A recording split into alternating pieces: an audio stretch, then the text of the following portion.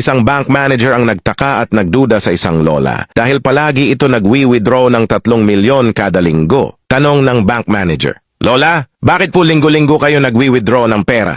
Ano ho bang trabaho nyo?" Sumagot yung lola, "Walay ho, napalanunan ko lang ito sa pustahan." Di naniniwala ang bank manager. "Ano ho bang pustahan yan?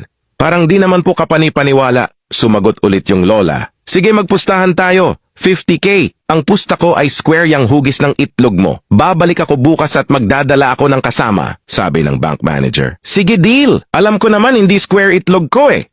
"Malalaman natin bukas," sagot ng matanda. Kinabukasan bumalik ang lola at may dalang kasama. Hinubad na ng bank manager ang kanyang pantalon. At hindi hugis square ang itlog nito kaya binigyan ng lola ng 50K ang manager. Sabi ng bank manager, "Paano ho kayo nagkakapera dun talo naman kayo?" Bumulong yung lola, "May pustahan din kami nitong kasama ko. Sa halagang 500K, ipapakita mo ang itlog mo sa amin."